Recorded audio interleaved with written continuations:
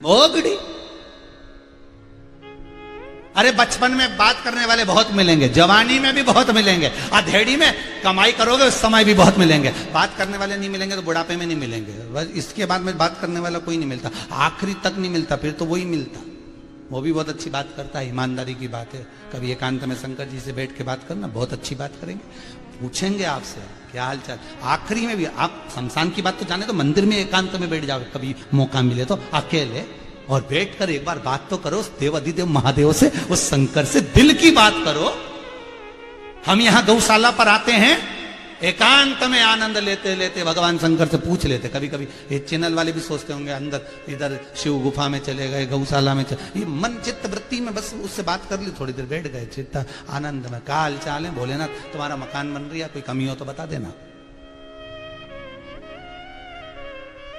सारी सूचना देते हैं। सोमानी जी बोले हैं, आए हैं, कथा का आनंद दिला रहे हैं, तुम देख लेना, हो मकान बना रहे।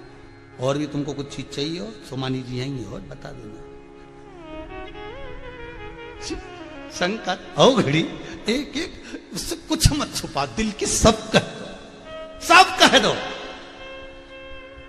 अरे और धर्म में तो रविवार के दिन जाके कहते हैं, और धर्म में तो रविवार को जाते हैं अपने दिल की बात कहने लगे कि इनके सामने सब कह दो। और हमारे धर्म में तो हम रोज ही कह दो शिव जी से, वो एक दिन के लिए नहीं, माता पिता तो रोज के लिए होते, दिल से कह। और भगवान ने तारकाक्ष, विदुम्माली और कमलाक्ष की तीनों के प्राणों को हर लिया। शिव जी बड़े नंदी का रूप रख कर आए थे, उनका शीश कमलाक्षकी ने काटा, नेपाल में जाकर गिरा, पशुपति नाथ बन गए भगवान।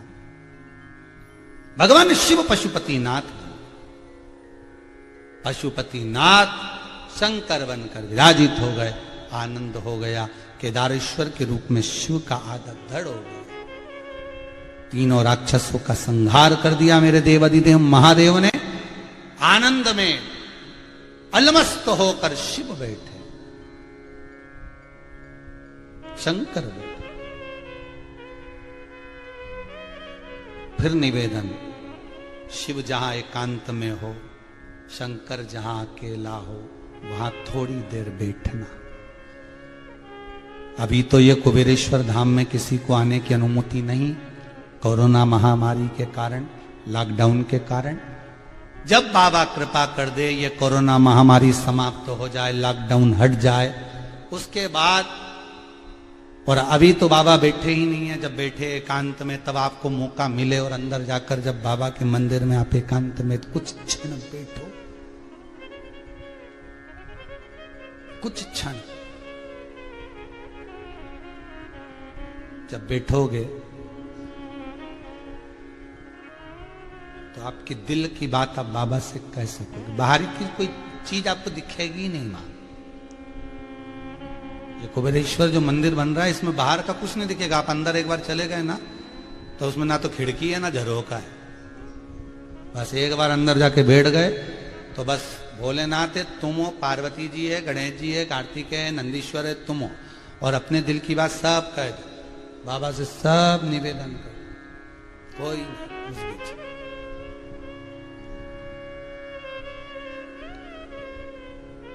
दिल से कहो।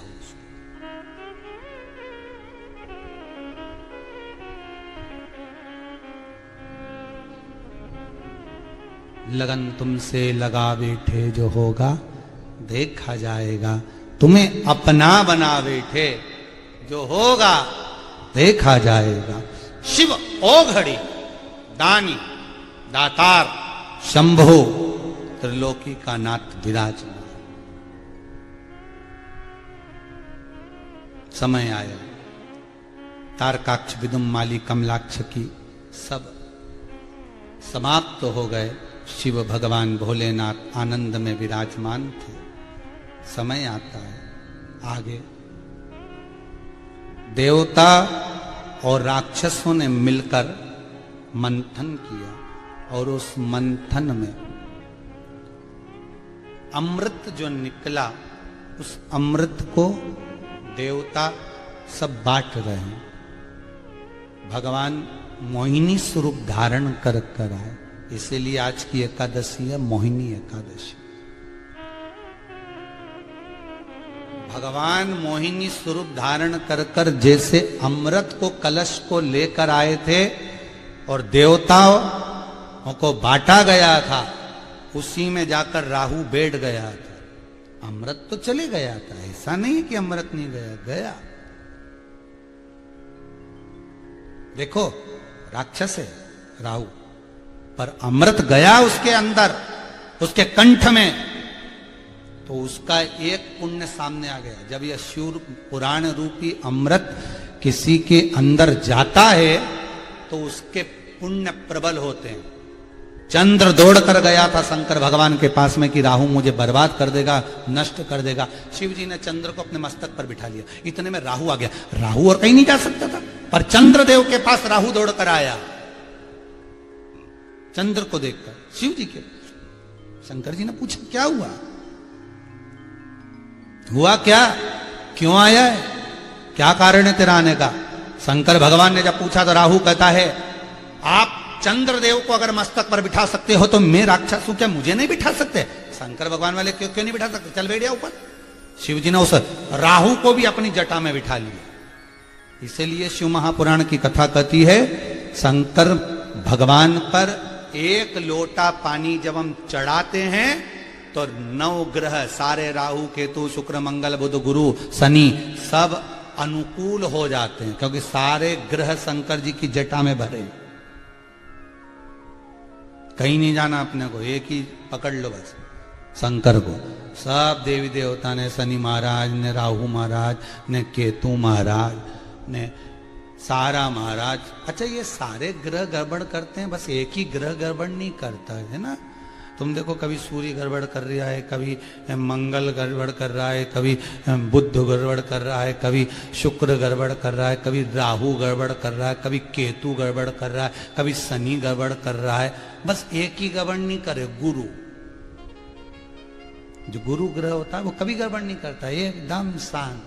तो किसी ने पूछा गुरु महाराज से कि तुम्हारा ग्रह गड़बड़ नहीं करता कभी, तो गुरु महाराज बोले करने से फायदा भी क्या है, थोड़ी देर बाद गड़बड़ करेंगे फिर सीधे होना पड़ेगा। शनि की ढैया 7:30 गई तो बाद में वापस सीधा हो गया। राहु की वक्रिता हटी, वापस सीधा हो गया। केतु की गड़बड़ हुई, फिर वापस सीधा हो गया। ये सारे ग्रह कभी ना कभी तो ठीक होते हैं ना। आज कोरोना महामारी चल रही है, आज व्यापार लोगों का पिट गया, पर इतना 2 साल अगर लोगों का व्यापार पिटा है तो भगवान कुछ सोचा ही होगा ना अच्छा।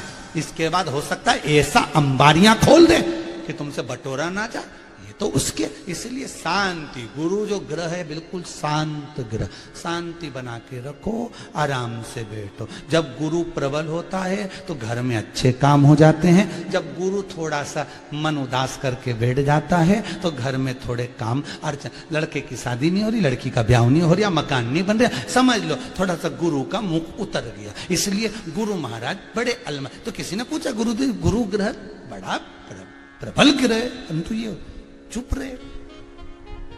गुरु ग्रह बोलता है कि अपन तो चुप रहने में फायदा, दादा अपने को ज्यादा लफड़ा पसंद, शांति रखो। इसलिए गुरु जी के पास जब भी जाओगे ना तो एक ही बात के ठीक है जो हो रहा है ना होन दो, आग लगे बस्ती में अपन रहो मस्ती में, क्या किसको रोइए, चादर तान के सोइए, अलमस्त क्या माथा पच्ची करो।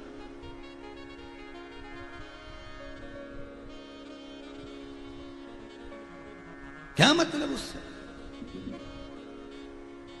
शांति बस। अब राहु बैठ गया, शिव जी राहु को भी अपनी जटा में बिठाए, शंकर राहु को भी अपनी जटा में बिठाए। ऐसा नहीं कि देवता अगर शिव जी की आराधना कर रहे हैं तो राक्षस भी शिव की आराधना कर, राक्षस।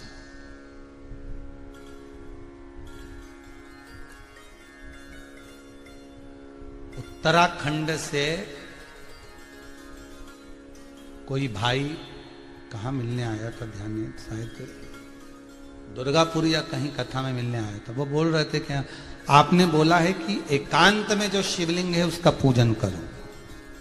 हम एक जंगल में जाकर एक शिवलिंग था, उस पर कोई पानी नहीं चढ़ाता था, वहां कोई जाता नहीं था, बहुत गंदगी थी। हम वहां जाकर सफाई कर कर पूजन करने लगे। तो उस व्यक्ति ने शायद, अगर वो कथा सुन रहा होगा तो उससे कहेंगे कि कल अपना फोटो और जो लीला वहां पर दर्शन करी है उसका फोटो दे।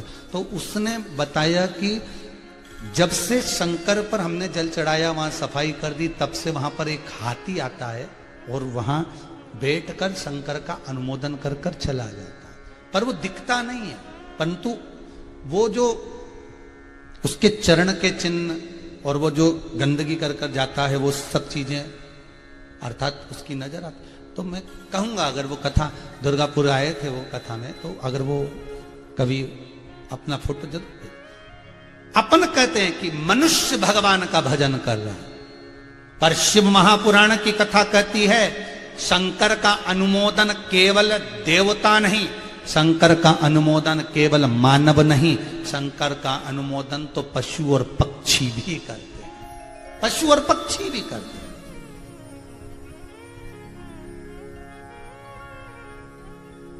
शिव का अनुमोदन पशु और पक्षी भी कर रहे हैं, वो भी मस्ती में, शिव मस्ती में डूबे। तो ये मोहिनी जो अवतार लिया, देवताओं को बांटा अमृत, राक्षसों को। समुद्र का जो जल निकला था, जो फेन था समुद्र का, जब कलश निकला था, ऊपर ऊपर जो समुद्र का फेन उस अमृत के कलश में भरा गया था, वो इन राक्षसों को पिला दिया। देवताओं को अमृत राहु ने भी पी लिया। उसकी बुद्धि, राहु ने जैसे ही अमृत पिया, थोड़ी सी बुद्धि सबरी और शंकर जी की जटा में जाकर बैठ गया। शिव महापुराण की कथा कहती है, एक बार भी अगर आप शंकर की कथा को सुन रहे हो, भगवान का भजन कर रहे हो, शंकर का अनुमोदन कर रहे हो, शिव महापुराण की कथा के रसतत्व में डूबे हुए हो, तो यह पक्का है कि आप शंकर की जटा में जरूर जाकर बैठोगे, अर्थात शिव आपको स्वीकार जरूर करेगा। शंकर स्वीकार कर ले।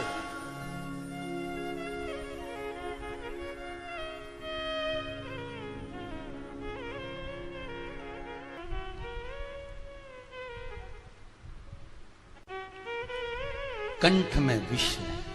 शिव महापुराण की कथा कहती है, बाबा की अगर भस्म मिले, या आप कभी शंकर जी पे भस्म चढ़ा रहे हो किसी मंदिर में,